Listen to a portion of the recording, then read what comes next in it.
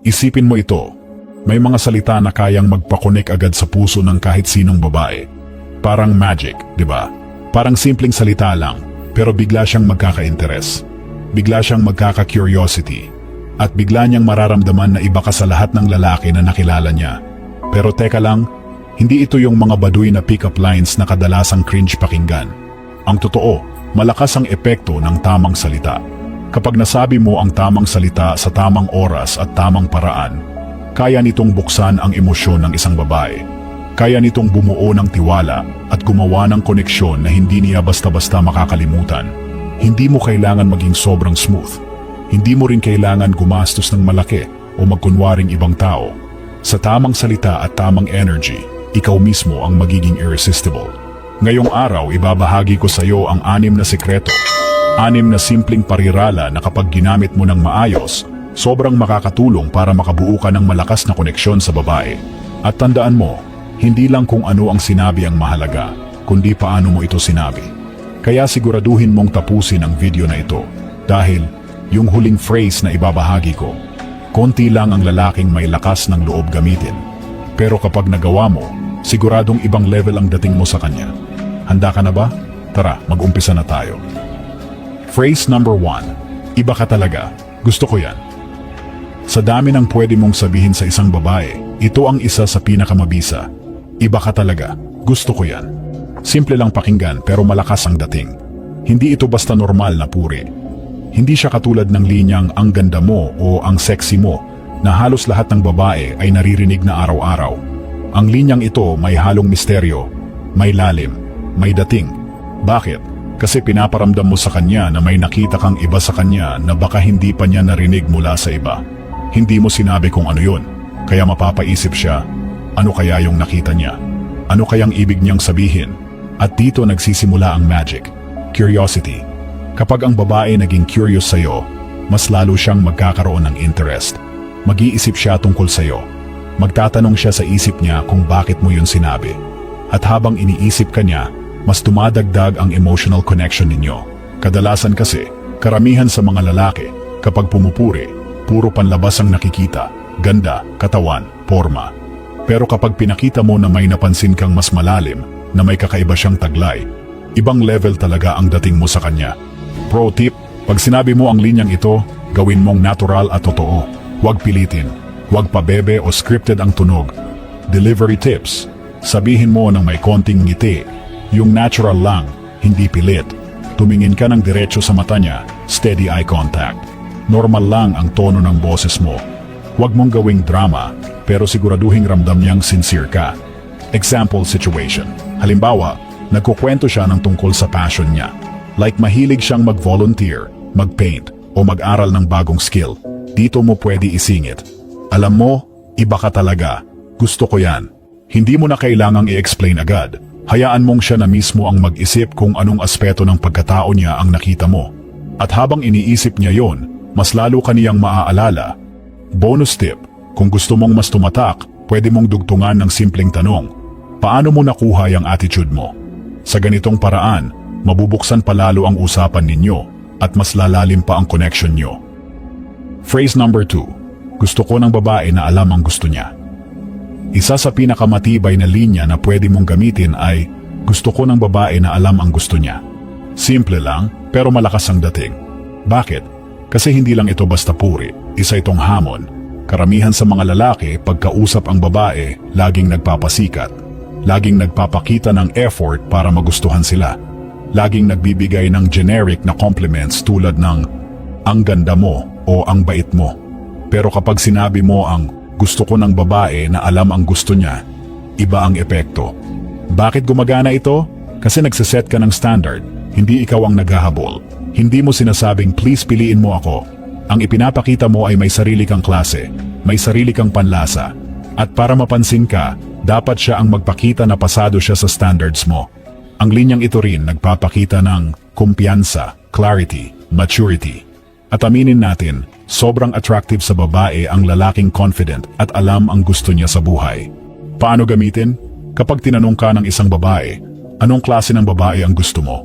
Huwag kang magbigay ng mahaba o generic na sagot. Diretso mong sabihin, gusto ko ng babae na alam ang gusto niya. makikita mo agad ang shift sa energy. Imbes na ikaw ang naghahabol, siya na ngayon ang mag-iisip. Pasado ba ako sa standard niya? Napapakita ako ba na alam ko talaga ang gusto ko? Pro tip, sabihin ito ng kalmado at confident. Walang yabang, walang pilit. Parang nagkukwento ka lang casually, pero may dating ng respeto sa sarili mo. Example situation. Nag-uusap kayo tungkol sa relationships or life goals. Biglang tinanong ka niya, anong hinahanap mo sa babae? Sagot mo lang, simple lang. Gusto ko ng babae na alam ang gusto niya. Tapos, tahimik ka lang sandali, hayaan mo siyang mag-react. Dahil sa katahimikang iyon, mas lalong aangat ang impact ng sinabi mo. Bonus tip, kung gusto mong dagdagan ng konting playful twist, pwede mong sundan ng ngiti at sabihing, mukhang rare ka. Tingnan natin. Ganito, hindi ka lang nag-set ng standard, nagpasok ka pa ng konting challenge, at gustong-gusto yan ng mga babae. Phrase number 3. Yan ang pinakagusto ko sa'yo. Kung gusto mong bumuo ng mas malalim na koneksyon sa isang babae, itong linya na ito ang isa sa pinaka-epektibo. Yan ang pinakagusto ko sa'yo. Hindi lang ito simpleng papuri. Hindi ito tulad ng normal na ang ganda mo o cute ka, kundi specific at personal. Bakit malakas ang dating nito? Kasi pinaparamdam mo sa kanya na may nakita kang espesyal na bagay sa kanya, hindi lang sa itsura, kundi sa kung sino siya bilang tao. At lahat ng tao, lalo na ang mga babae, gusto nilang maramdaman na may nakakakita sa tunay nilang ganda. Hindi lang panlabas kundi pati sa loob. Kapag ginamit mo ang phrase na ito, nararamdaman niya na pinapansin mo ang mga bagay na hindi agad nakikita ng iba. Halimbawa, kung nagkukwento siya ng passion niya, pwede mong sabihin, alam mo, yan ang pinakagusto ko sa'yo. Yung paraan ng pagkukwento mo, punong-puno ng energy. O kapag pinakita niya ang pagiging maalaga niya, pwede mong banggitin, yan ang pinakagusto ko sa'yo. Yung malasakit mo sa mga tao sa paligid mo. Pro tip, dapat genuine ang pagkakasabi mo. Hindi peke, hindi scripted. Sabihin mo kapag tunay mong na-appreciate ang isang bagay sa kanya. Gumamit ng relaxed na boses at konting warm smile habang sinasabi mo. Timing is everything. Gamitin mo ang linyang ito sa tamang moment. Huwag basta bigla na lang banat sa wala. Mas maganda itong gamitin habang nasa kalagitnaan kayo ng meaningful conversation. Halimbawa, habang nagkwekwento siya ng childhood dreams niya, or struggles niya, or mga pangarap niya, doon mo biglang ipasok, yan ang pinakagusto ko sa'yo. Magic niyan, pag ginawa mo ito ng tama, mararamdaman niyang special siya sa'yo. At hindi lang siya basta babae na gusto mong ligawan. Isa siyang tao na tunay mong hinahangaan. Bonus tip, kapag nakita mong ngumiti siya o kinilig pagkatapos mong sabihin ito, huwag mong burahin ang moment. Hayaan mong mag-sink in sa kanya yung feeling. Doon lalalim ang emotional impact mo sa kanya. Phrase number 4. Feeling ko hindi ka pa ready para sa akin. Dito na tayo sa part na medyo exciting. Ang linyang ito, feeling ko hindi ka pa ready para sa akin. Sobrang lakas ng tama kapag tama ang pagkakagamit mo. Bakit malakas ito? Dahil tinatamaan niya ang dalawang malalakas na psychological trigger, fear of loss, takot na may mawala, scarcity effect, yung mga bihira, mas pinahahalagahan. Kapag sinabi mo ito, hindi ka sumusuyo. Hindi ka nagpaparinig na gusto mong ligawan siya. Ang pinaparamdam mo ay, hindi basta-basta makukuha ang atensyon ko. At dahil dito, bigla niyang maiisip, bakit niya nasabing hindi pa ako ready?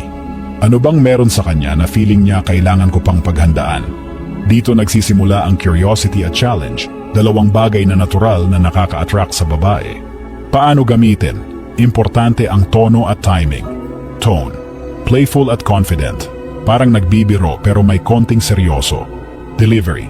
Sabihin ng may konting ngiti. Huwag dead serious para hindi mukhang arrogant. Example situation. Kunwari naglolokohan kayo, tapos may sinabi siyang confident, tulad ng, madali akong kausap, mabilis akong makasundo. Doon mo biglang sagutin ng, baka hindi ka pa ready para sa akin, sabay smirk. Boom, instant spark. Ginawa mong light challenge ang usapan, hindi pressure. Na-flip mo yung dynamic, imbes na ikaw ang naghahabol, ikaw ngayon ang naglalagay ng standard. Pro tip, pagkatapos mong bitawan ang linyang ito, huwag mong agad ipaliwanag. Hayaan mong siya ang magtanong o mag-react.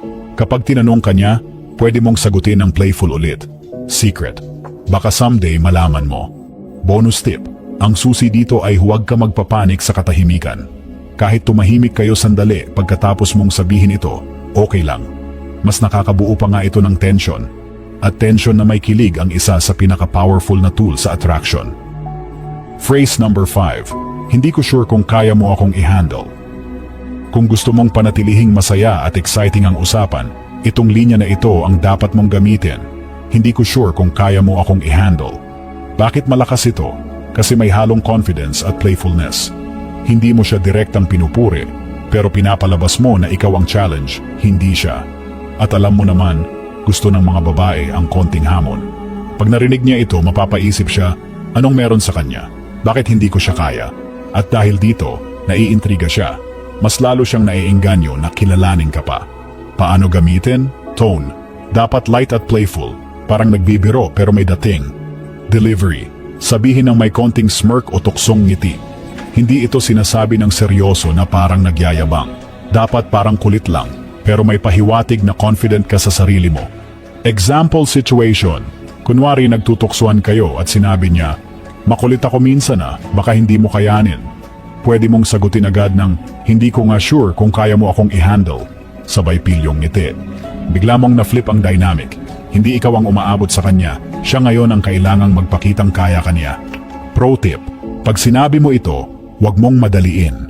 Hayaan mong tumawa siya, mag-react o magbiro pabalik. Doon mo makikita na nag-e-enjoy siya at mas lalo kang pinapansin. Bonus tip, pwede mo rin sundan ng playful challenge. Hindi madali i-handle ang isang katulad ko, pero baka ikaw na nga. Ganito, binibigyan mo siya ng maliit na hint na may chance siya, pero hindi guaranteed, kaya mas lalo siyang na-e-excite. Phrase number 6, hindi ako ganun kadali. Ito na ang ultimate power move na madalas hindi ginagamit ng karamihan sa lalaki. Hindi ako ganun kadali. Bakit malakas ito? Karamihan sa mga lalaki, kapag may babaeng gusto nila, lahat na lang ginagawa. Laging available, laging oo ng oo, laging nag-a-adjust. Ang problema, kapag sobrang dali mong makuha, nawawala ang halaga mo. Wala nang thrill, wala nang challenge. Pero kapag sinabi mong hindi ako ganun kadali, pinaparamdam mo na may halaga ka. Na hindi ka basta-basta bumibigay kahit pagaano siya kaganda o ka-charming. At sa totoo lang, mas na-e-excite ang babae kapag alam nilang hindi sila agad-agad makakapasok sa mundo mo. Paano gamitin? Tone. Playful pa rin pero may konting seryoso.